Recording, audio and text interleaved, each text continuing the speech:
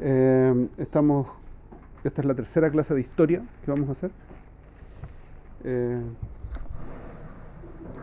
Lo vamos a hacer por Leilun Ishma de todos los que han caído en la guerra y por la tzlajá de todo el esfuerzo bélico que se está haciendo y porque nuestros soldados vuelvan bien, sin problema, y que tengan una siata de Ishmaya, una ayuda del cielo gigante, y que terminen con todas esas bestias que hay allá rápido y puedan volver a sus familias.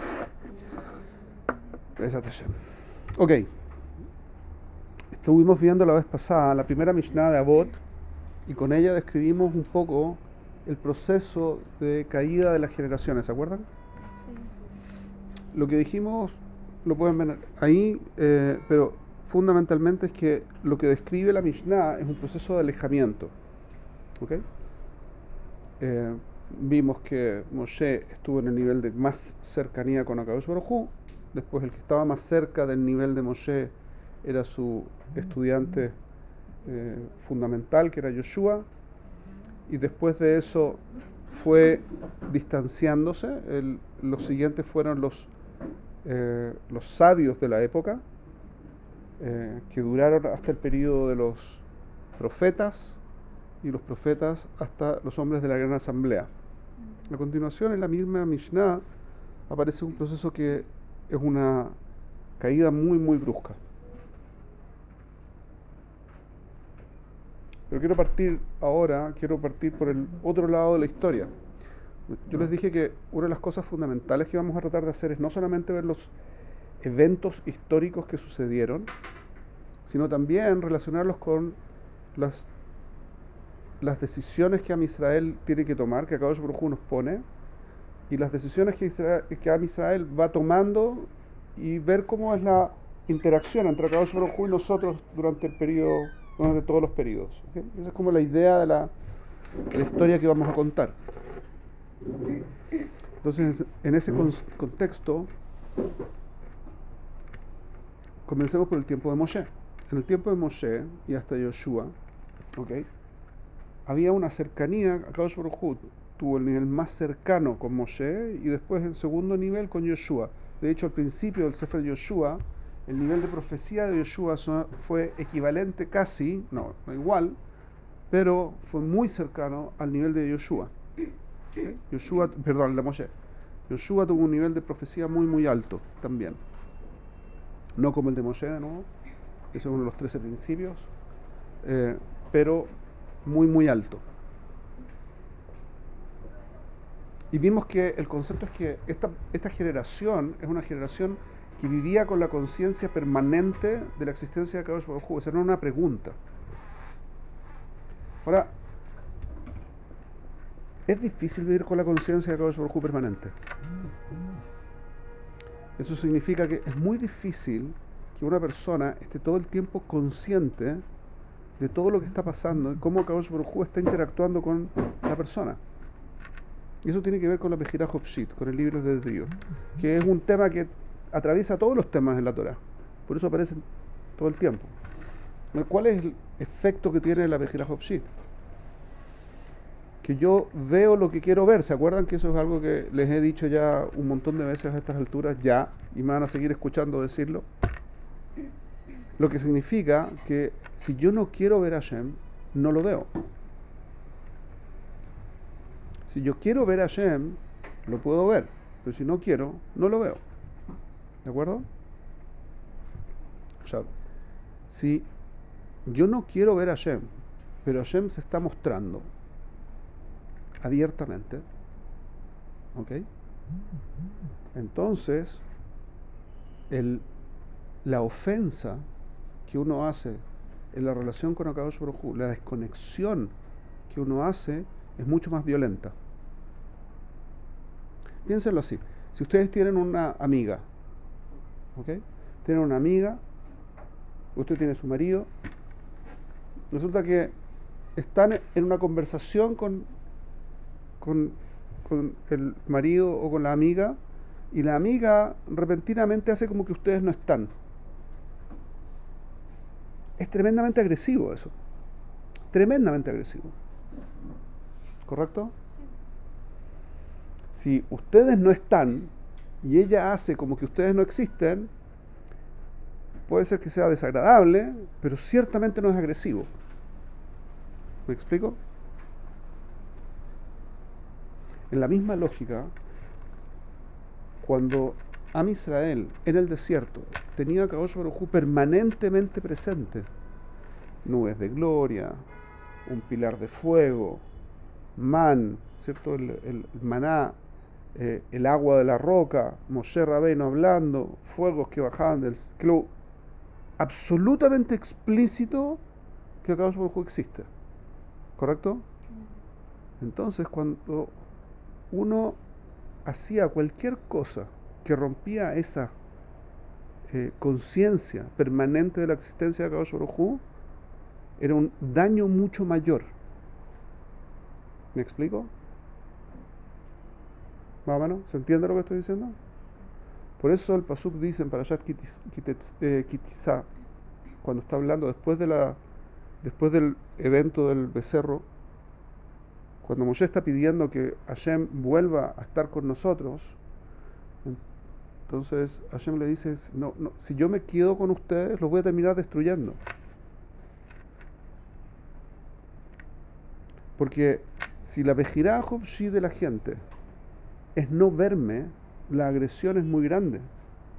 Si yo no estoy, ese es el concepto de lo que está diciendo Kadosh Baruj Hu, si yo no estoy presente explícitamente, entonces que ellos hagan como que yo no existo no es tan grave como si yo los estoy saludando, les estoy hablando, les estoy haciendo cosas todo el tiempo y ellos hacen como que, no, yo no, nada.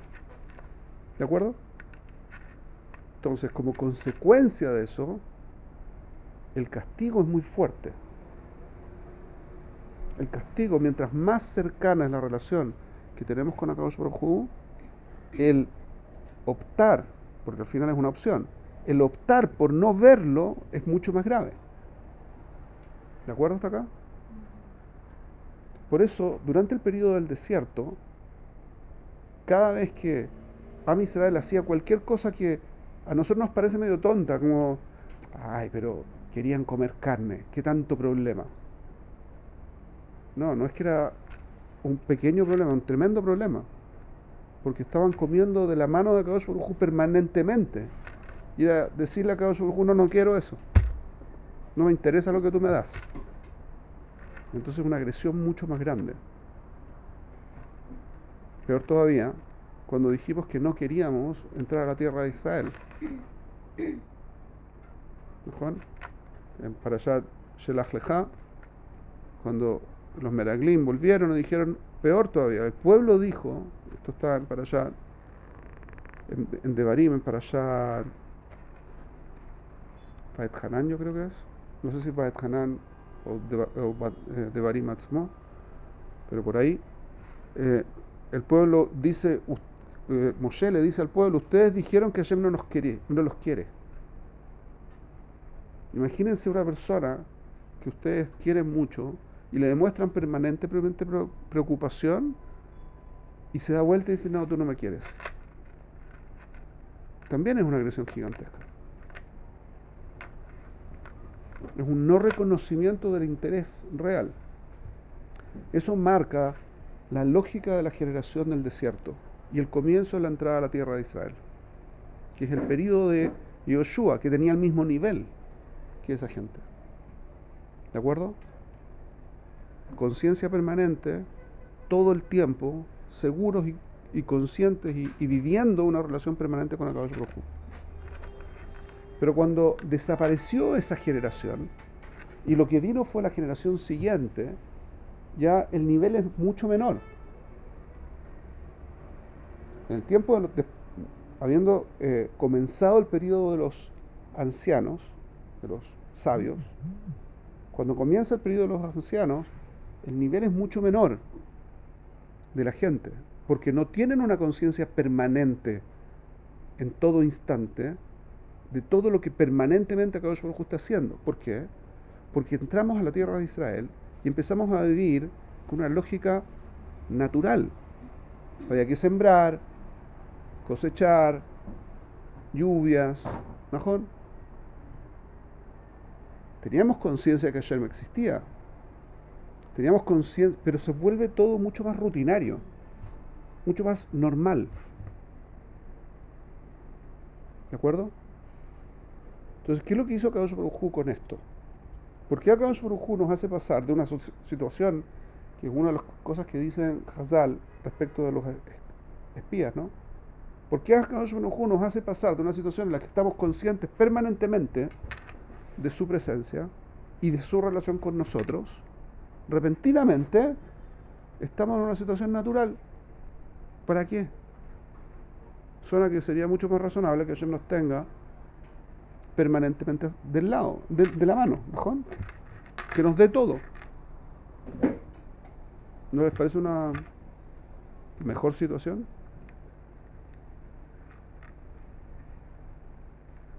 No, no es una mejor situación. No tendríamos la opción de elegirlo. Siempre tenemos la opción, y lo podemos ver en la situación del desierto.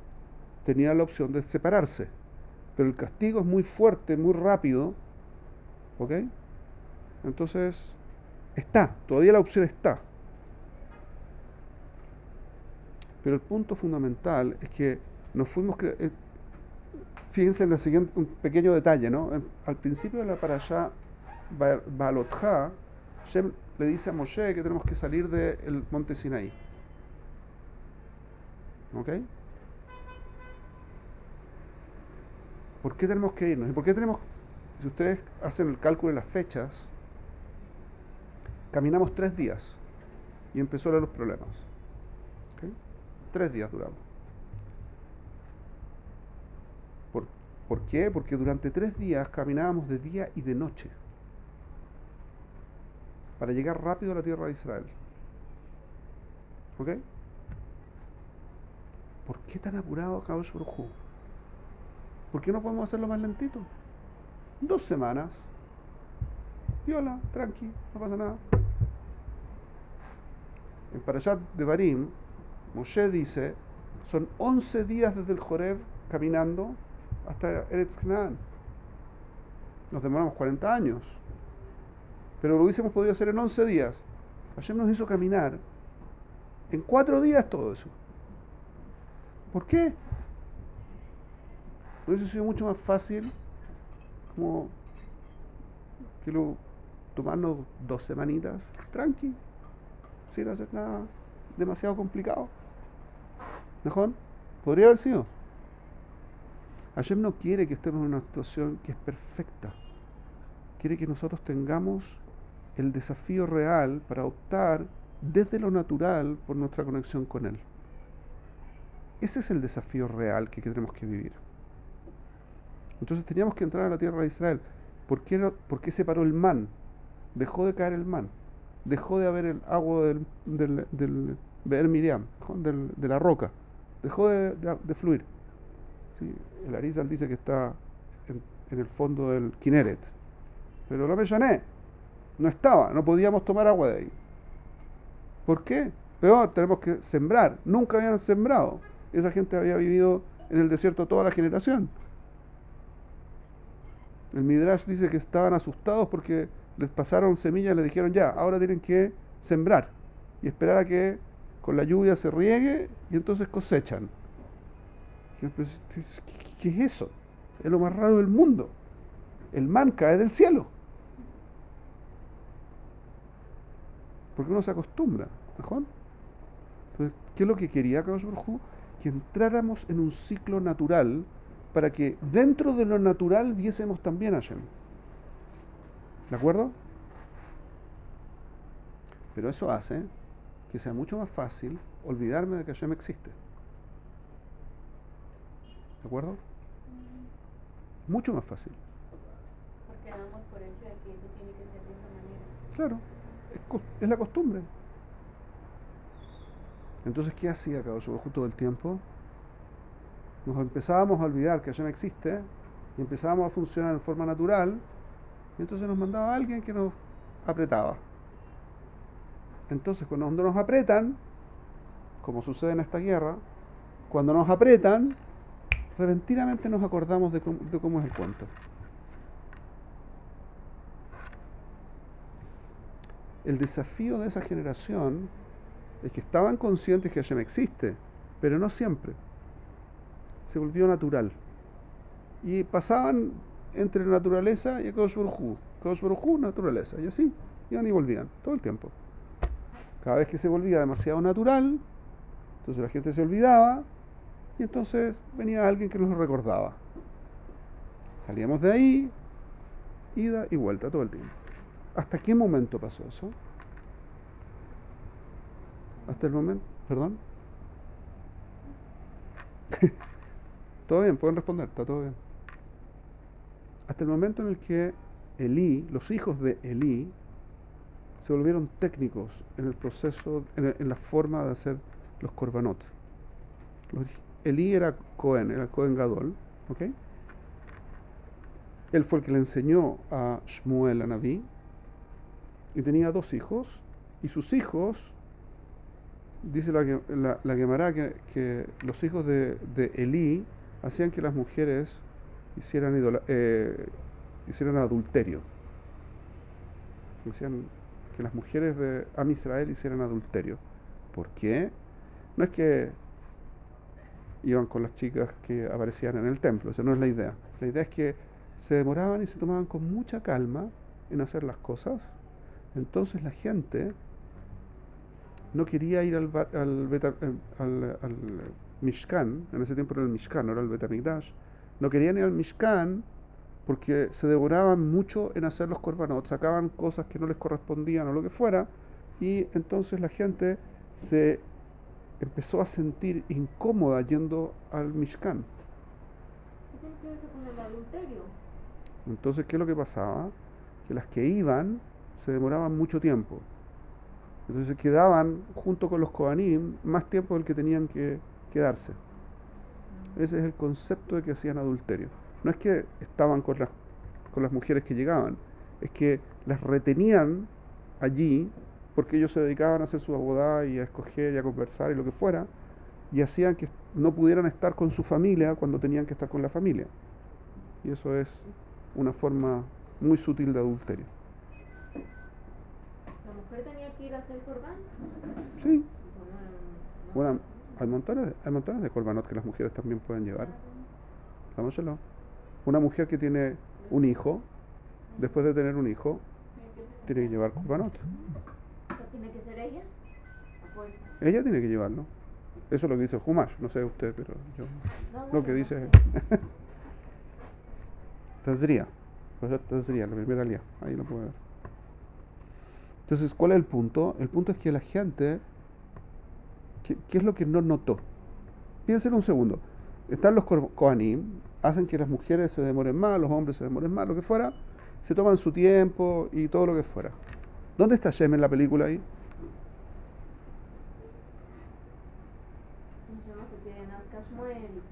No, esa es la parte de la solución. ¿Cuál es el problema? Recuerden, Kadosh Baruj Hu genera las situaciones para que nosotros tengamos que tomar decisiones. Las decisiones que tomamos demuestran la forma en que nosotros nos queremos relacionar o no con Hashem. Entonces sí, los Kohanim hicieron esas cosas mal, tanto que tuvieron decreto de muerte y murieron el mismo día que murió Elí, en una guerra. Pero el problema no era ese.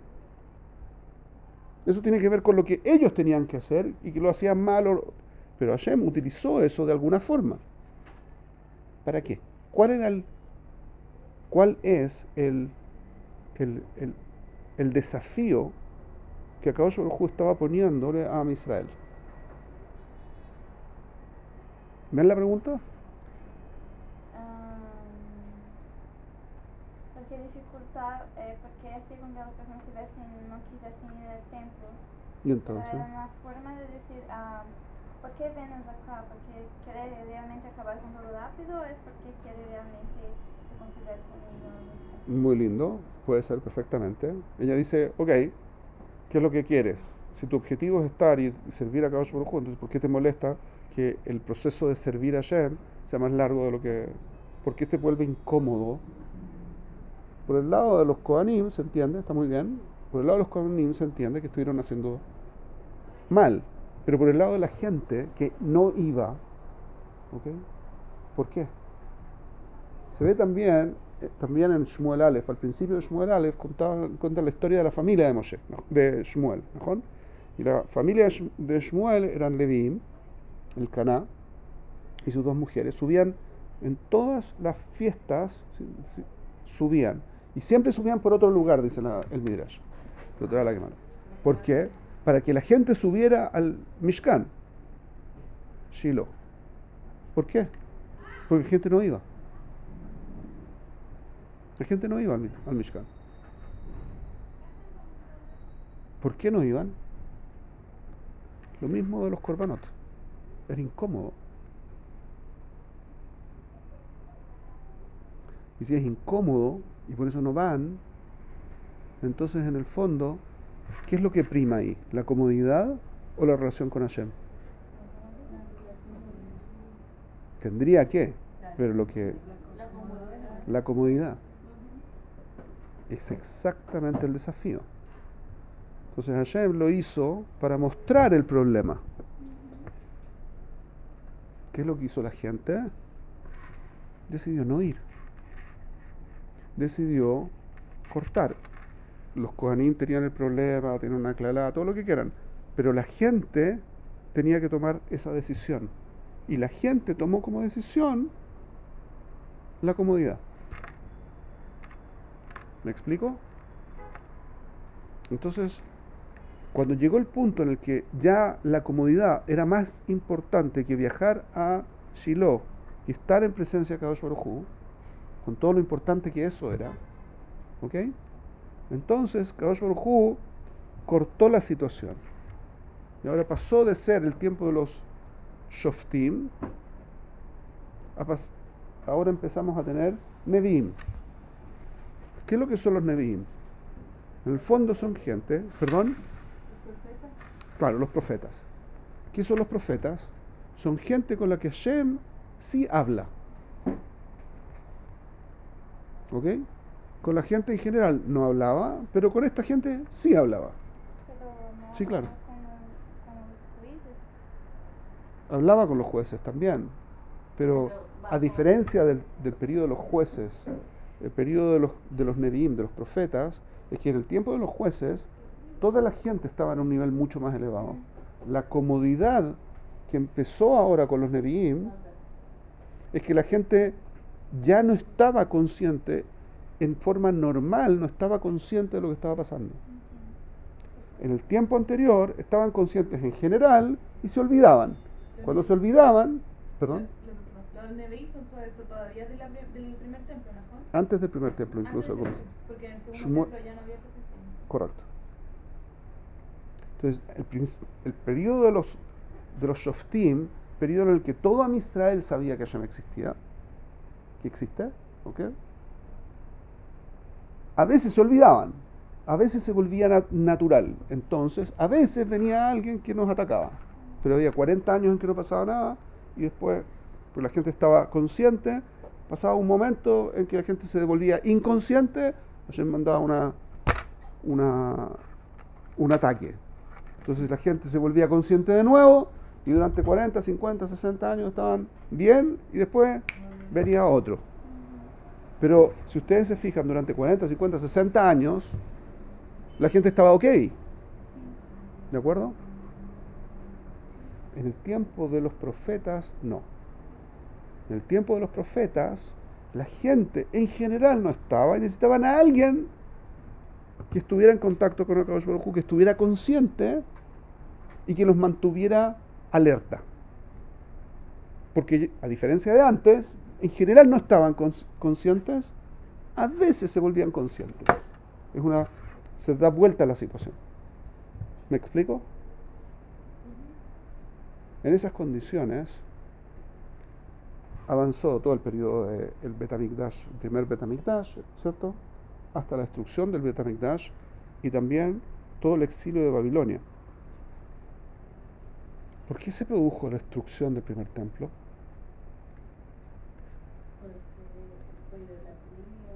Idolatría. Adulterio. Odio gratuito. No, ese es el segundo templo. Adulterio Adulterio, y asesinato. correcto. Por tres motivos. Asesinato, Shfihut Damim en hebreo. Agayot, relaciones prohibidas, no incestuosas, son prohibidas, no solamente por incesto. ¿Ok? Y por idolatría. Pero eso fue lo que gatilló la destrucción del templo. La desconexión, ¿no? Desconexión con las personas. Pero, ¿cuál fue el evento que causó que Nabucodonosor II mandara a destruir el primer templo? ¿Cuál fue el evento que gatilló eso? Fue cuando el hijo de Shlomo estuvo haciendo alarde de su riqueza, ¿no? No. El motivo fue que el rey Tzidkiyahu, que el nombre se lo puso Nabucodonosor, por lo menos eso escuché, muy interesante, era el rey que había puesto Nabucodonosor para que gobernara toda esta zona. Toda la zona de Israel y Siria y etcétera, toda esta zona estaba bajo el mando de una especie de virrey. El virrey era Tzidkiyahu Amelech. Y Tzidkiyahu tenía permiso de Nabucodonosor para entrar a las cámaras de Nabucodonosor solamente se tenía que anunciar. Pero no es que tenía restricción, no es que estaba... Nabucodonosor lo valoraba. Pasó una vez que Tzidkiyahu entró a ver a Nabucodonosor y lo encontró comiéndose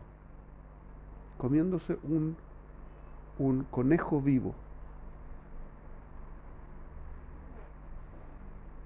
Era una costumbre de Nabucodonosor. ¿Cuántas veces lo escuché de esta forma? Lo escuché de la otra, pero esto es lo que escuché de esa historia, que era la costumbre de Nabucodonosor comer así antes de una guerra, porque así se ponía más violento y era capaz de hacer cosas más duras.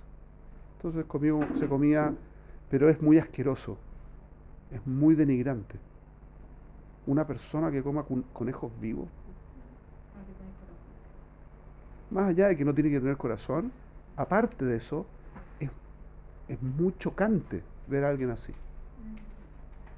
Entonces Nabucodonosor le dijo a Tzidkiyahu, no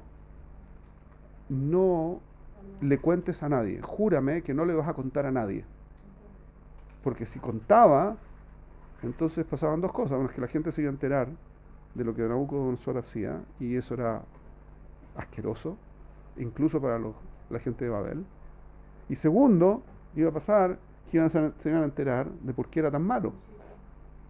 Entonces no podía decirlo. Y Tzidkiyahu le prometió, le juró que no lo iba a hacer.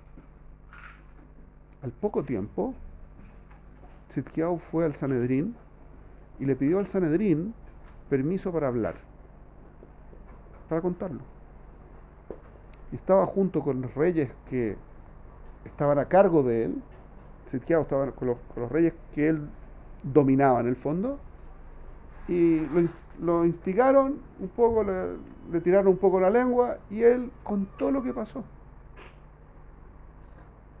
La vez siguiente que estos reyes aparecieron frente a Nabucodonosor, se comportaron con él como quien sabe el nivel de persona frente al que están. Y Nabucodonosor se dio cuenta. Dijo, el único que sabe lo que yo hago eras tú.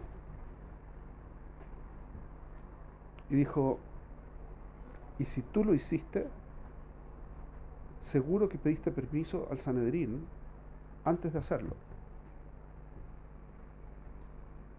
Así que tú y el Sanedrín, que representa a lo más elevado en teoría del pueblo, son culpables de haber roto el juramento que hiciste conmigo. Violaste tu palabra. Y eso desencadenó la guerra de Nabucodonosor en contra de Israel, que terminó con la destrucción del templo.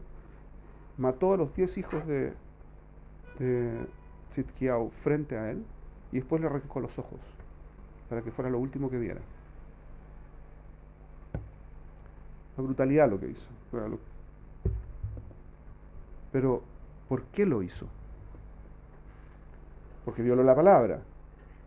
Está escrito que uno no debe violar la palabra. Realmente es algo muy grave. Pero eso es todo. Piensen un poco en la historia. Él vio lo que estaba pasando, fue y pidió permiso, le dieron permiso, lo dijo, violó la palabra, pero tenía permiso para violar la palabra. ¿Cuál es el problema? ¿Cómo que le dieron permiso?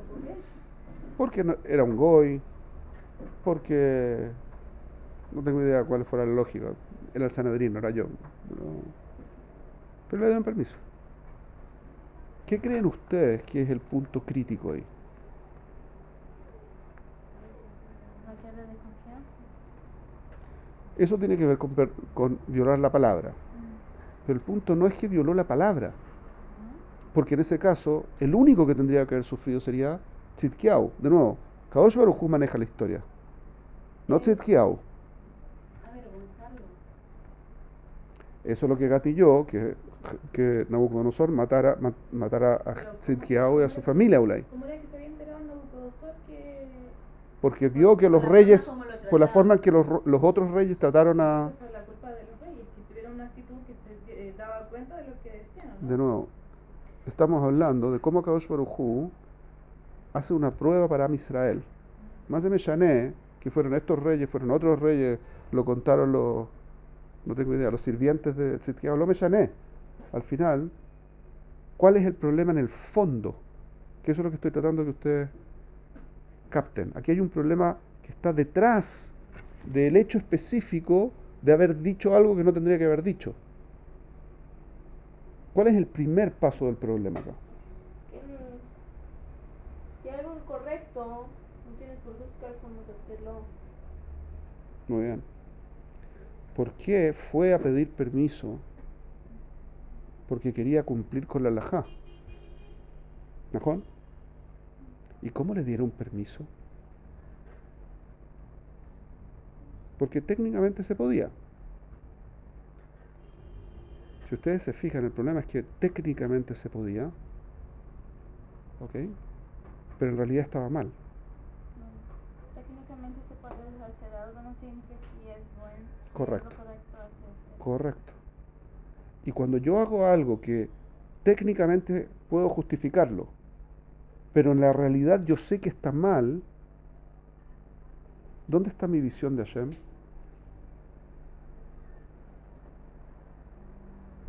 No lo dan en cuenta. No lo tomo en cuenta. Y si no lo tomo en cuenta, ¿qué significan los korbanot que hago? Idolatría. Son técnicos. No sirven de nada. Entonces Hashem destruyó el Betamikdash. ¿Por qué destruyó el Betamikdash? Porque nosotros nos alejamos de él y lo convertimos en algo técnico. El Naví dice, ¿quién te pidió los korbanot estos? Son una abominación para mí. ¿Qué significa eso? ¿Quién pidió que hiciéramos korbanot? Hashem. ¿Cómo eso de quién te pidió estos korbanot? Tú me lo pediste. No, porque lo que Hashem pidió es hacer korban con la kavaná de hacer un korban. No hacer técnicamente un korban. ¿Me explico? El proceso de decaimiento de la relación que tenemos con Hashem en el periodo de los Nevi'im fue desde muy alta, una relación muy alta, comparada con la del final, ni que hablar con nosotros, pero muy alta, hasta el punto en el que se volvió tan natural la realidad, que técnicamente teníamos un truquito para que las cosas funcionaran, pero no teníamos una relación con Hashem. Y si no tenemos una relación con Hashem, Entonces Hashem no tiene por qué tener una relación con nosotros. Esa es la destrucción del templo. Si ustedes se fijan, hay que ver el otro lado de la película para poder entender por qué las cosas pasan. ¿De acuerdo? ¿Hasta acá es claro? ¿Más o menos? Volvimos a Eretz Israel. Después del exilio, tuvimos permiso para volver. Y construimos el segundo periodo. Al principio una casa chiquitita, eventualmente se construyó un Bet HaMikdash, de nuevo. ¿Cuál fue el próximo evento crítico en la historia de Am Israel? Después de la después de la construcción del segundo Bet HaMikdash. Las divisiones. No, eso pasó Más adelante. más adelante todavía.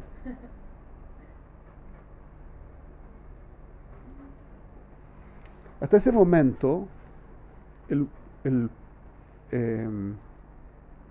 Nabucodonosor era de Babilonia, ¿correcto? Si ustedes se fijan en el mapa del mundo, Babilonia hay dos pueblos que están siempre peleándose el dominio de esa zona, que se llama del Levante, ¿ok? Uno es Babilonia, que está abajo, lo que hoy es Irak, y el otro era Persia, Asiria, ¿sí? Entonces están los persas y los asirios y los babilónicos, ¿ok? Cuando Babilonia conquistó Israel, Babilonia era el nombre del imperio que dominaba a Asiria, pero el imperio era babilónico, ¿de acuerdo? ¿Qué pasó después? Hubo un levantamiento muy curioso que tomó control del imperio babilónico. ¿De dónde? Desde Asiria. Asiria se convirtió en el siguiente gran imperio. ¿Qué historia tenemos nosotros que tiene que ver con Asiria? Correcto. El rey Ahasverosh. ¿Qué significa Ahasverosh? La traducción de Ahasverosh que aparece en los textos en español es Asuero, asirio. Ahasverosh significa que era de Asiria. De Ashur. Ahí viene Ahasverosh, Ashur. ¿Ok? Y Asiria tomó control sobre el imperio babilónico y tuvimos este periodo, ¿cierto?, antes de la construcción del Bet HaMikdash, después de que se le había dado permiso al pueblo de construir, en el tiempo de Ezra, se le quitó el permiso en el tiempo de Asiria, al principio del imperio asirio, hasta que pasó lo que pasó con Mordejai y Esther, de Shushan Abirá. ¿Qué pasó ahí? ¿Cuál fue la historia de Tajles? ¿Cuál era el problema, así en concreto? ¿Cuál era el problema de el tiempo de la Megilá? ¿Qué cosa? El antisemitismo, es cierto, había antisemitismo, pero el antisemitismo siempre fue una reacción que Akadosh Baruj Hu implantó en los pueblos cuando nosotros hacemos las cosas mal. ¿Estaban cómodos en el Galut? ¿Cómo comienza la historia de Esther? La historia de la Megilá. Y esto fue en los tiempos de Ahasverosh, que tenía un imperio de 127 países, ¿cierto? Desde Hush hasta, no me acuerdo cómo se llaman los dos lugares. ¿Qué es lo que dice la Megilá? Estaban todos los persas. Hubo una fiesta. Sí. ¿Qué fiesta fue? El matrimonio de él. No. Era para conmemorar. Es una fiesta para todo el pueblo. Hizo dos fiestas. Una fiesta de 180 días y después una fiesta pequeña para solamente la gente de Shushan Abirá. ¿Y para conmemorar qué? ¿Qué es lo que quería? No, eso es lo que mostró. No, que estuvieron, que no hubo Geulá. Correcto. primer capítulo de Masejet Megilá trae esa historia. Y dice que Ahasverosh hizo todos los cálculos factibles. Se sabía que la Geulá tenía que venir después de 70 años, desde algo, pero no se sabía desde cuándo. Entonces calcularon 70 años desde la expulsión de las 10 tribus del norte y había pasado. Después la expulsión, o sea, la pérdida de control de Am Israel, volverse tributario, un reino tributario a Babel, y también había pasado. La destrucción del templo, pasaron 70 años y también había pasado. Porque no había vuelto, no había habido un Mashiach. Entonces, Ahasverosh hizo una fiesta para conmemorar que no iba a venir el Mashiach. Esa era la fiesta. ¿Y qué hicieron los judíos? Fueron a la fiesta. Ahasverosh fue súper respetuoso. Vino kasher, comida kasher, hombres separados de mujeres, akol halak, ni un problema. Pero lo que estaba festejando era que no íbamos a tener Mashiach. Y la gente lo sabía. Sí. Y los sabios del lugar, peor todavía, los sabios del Sanedrín en Shushan dictaminaron que la gente podía ir a la fiesta, y el único que no quiso ir fue Ahasverosh, fue Mordejai, el único. Una pregunta en términos prácticos, ¿sí? Alajá lema'aseh, si tienen 70 sabios, uno de ellos dice que no hay que hacer algo y 69 dicen que sí hay que hacerlo, ¿cómo es la alajá? Se hace la mayoría. O sea que, ¿qué es lo que estaba haciendo Mordejai? ¿Y qué es lo que le pasa a alguien que le lleva la contra a la alajá?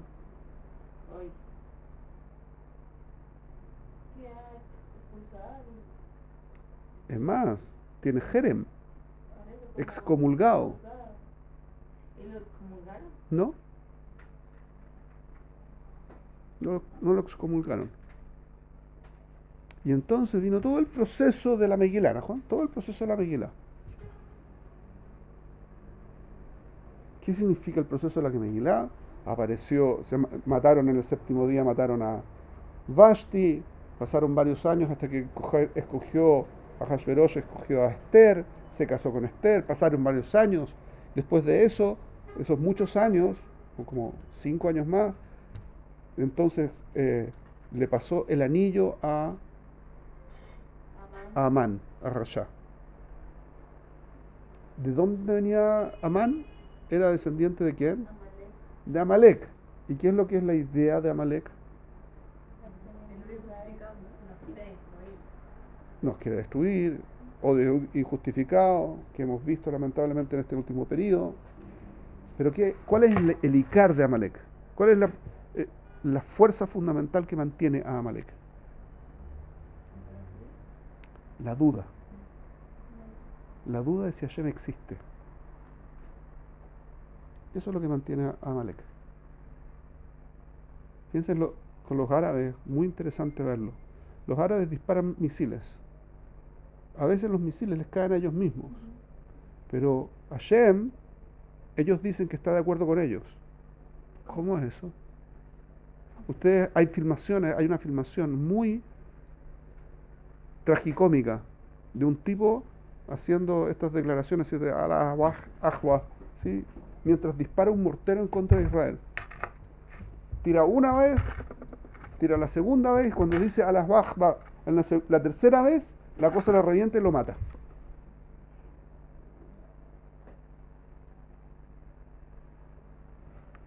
No quieren escuchar si Hashem está de acuerdo o no. No quieren escucharlo. Ellos dicen que Hashem está con ellos. No importa si Hashem hace lo que sea en contra de ellos. No me llané.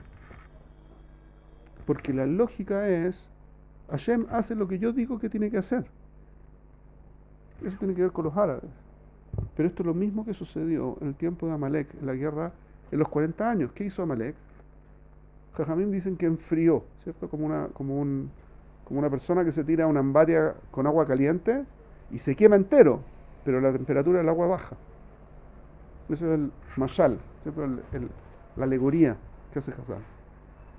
Amalek viene a poner la duda de si Hashem existe o no. Ese es el objetivo de Amalek, siempre ha sido. ¿Hashem está con nosotros o no?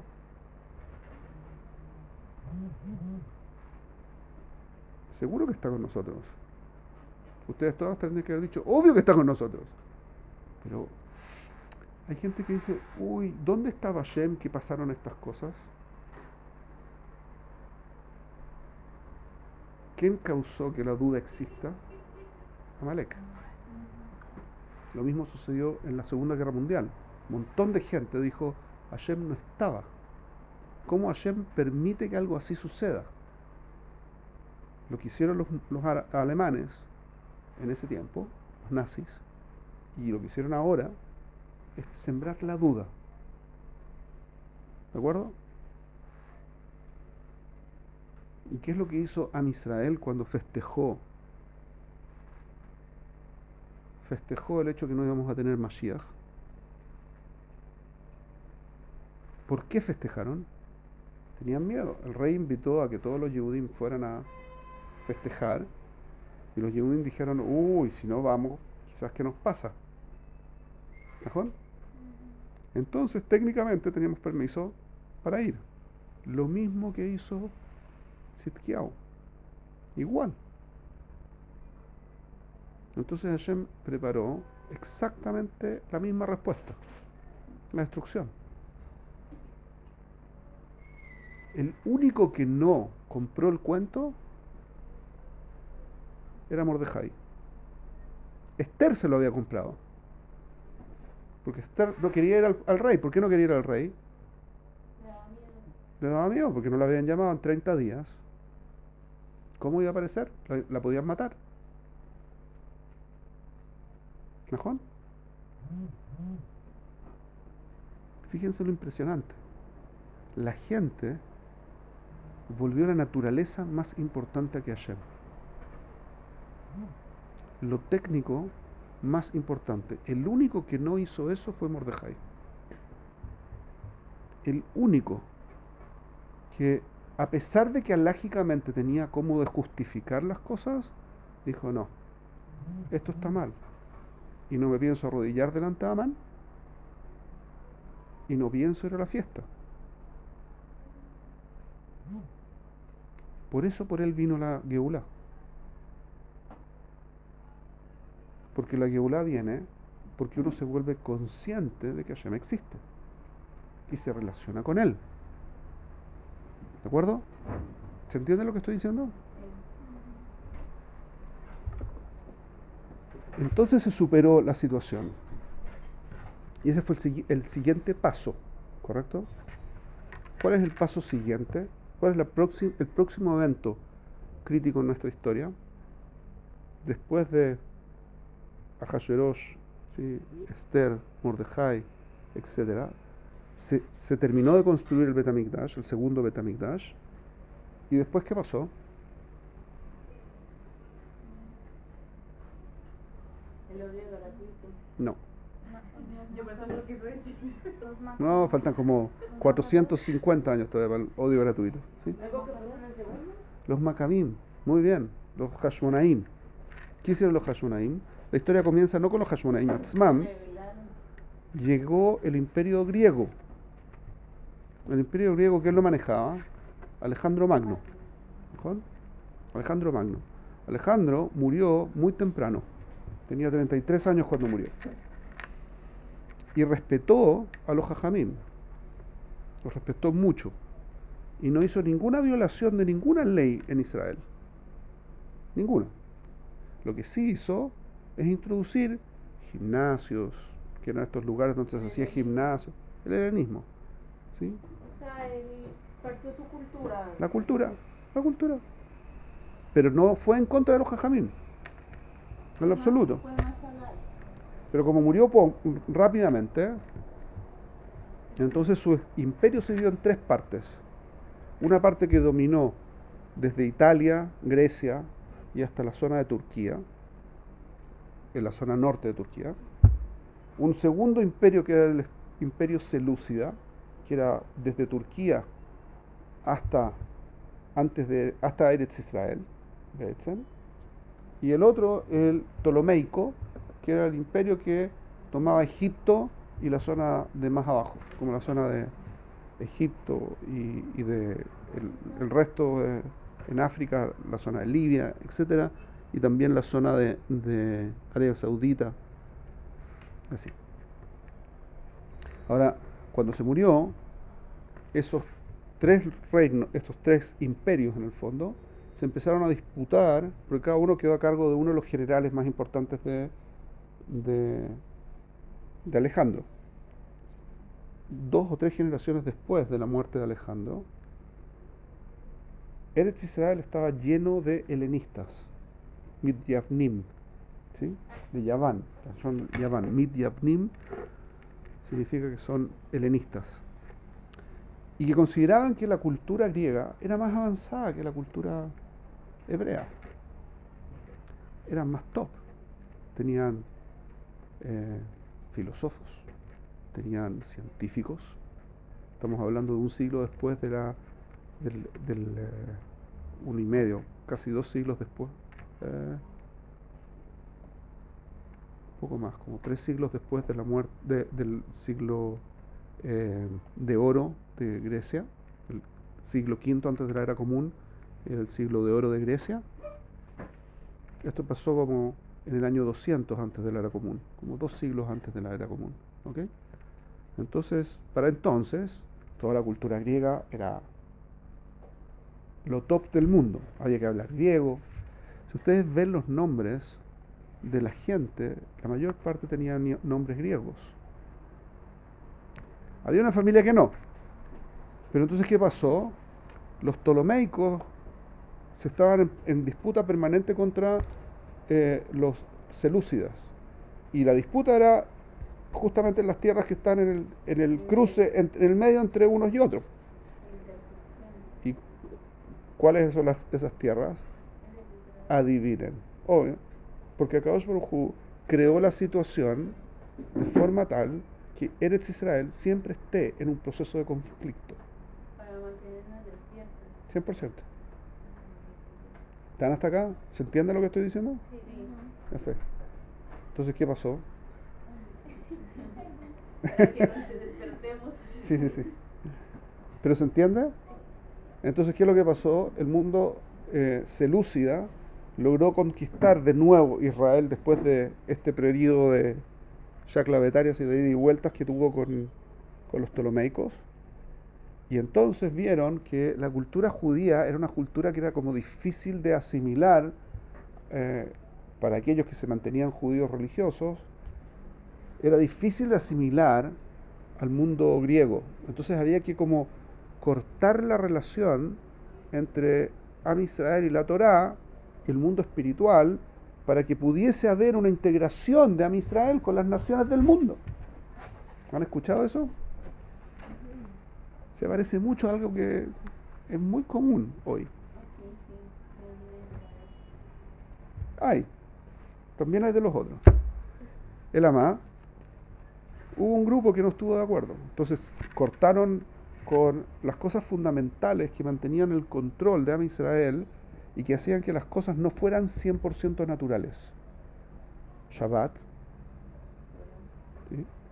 Rosh Hodesh, porque el Rosh Hodesh establece el ciclo de las fiestas y uno no decide los ciclos del mundo, los decide la naturaleza.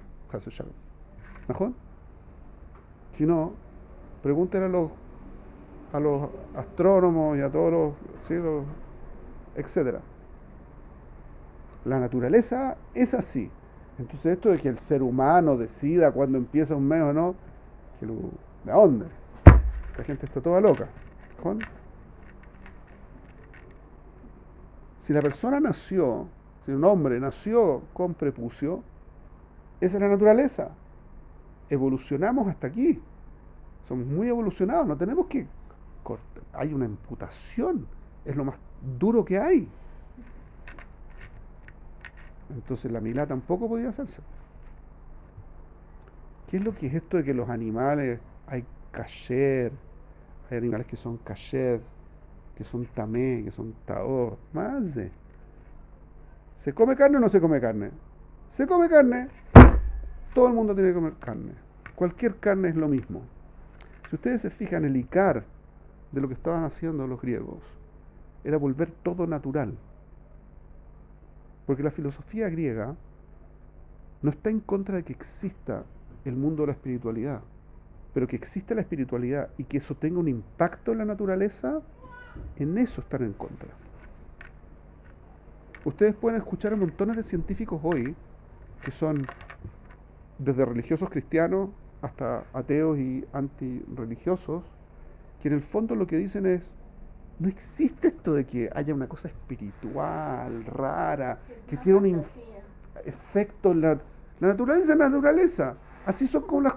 ¿Quieres pensar en la naturaleza, en la espiritualidad? Anda a la iglesia, Hashem Shalom, y pásalo bien. Pero la realidad del mundo no tiene nada que ver con la espiritualidad. ¿De acuerdo? Si ustedes lo escuchan, eso lo van a escuchar hoy. En todas partes lo van a escuchar. Eso es lo que estaban postulando los griegos. La cultura griega, en el fondo, se tomó la cultura de Roma, pero eso lo vamos en la próxima clase. Lo que vino a ser el levantamiento de Hashmonaim es decir, no es verdad. El Icar no es la naturaleza y está por afuera. Está todo bien, no se preocupe.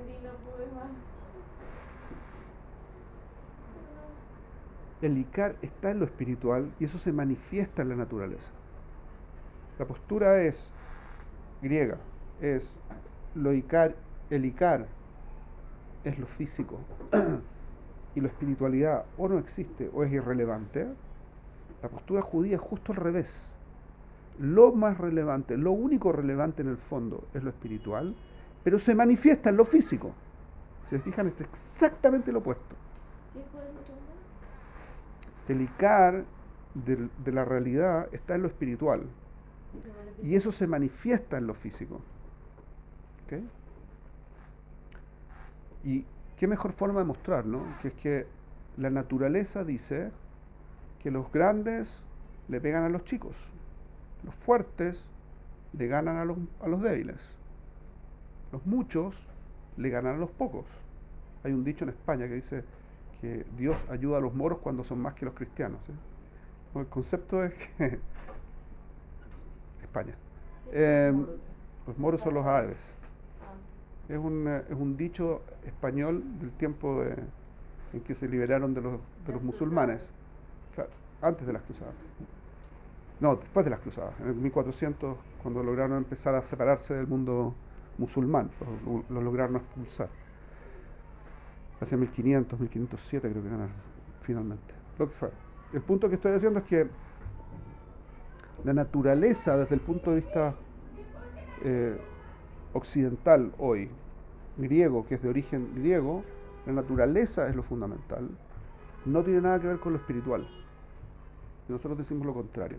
Y lo que vino a decir, entonces, el levantamiento Hashmonaim, y que originalmente partió con una familia, que en total eran como 7 personas. Esos fueron los que empezaron. Que lograron reclutar como a 100 personas, y con eso le ganaron al regimiento que estaba aquí de los selúcidas, que fueron a buscar refuerzos y volvieron con 20.000 hombres. Y también a ellos les ganaron como con 3.000, 4.000. Muy interesante, como lo que mostraron fue, en el fondo, que era una guerra, y con esto termino porque vamos a terminar la guerra de los Hashmonaim la próxima vez, ¿de acuerdo? Estamos cerca de Hanukkah, así que... Matín. Ya, hasta aquí. La próxima semana seguimos. Gracias.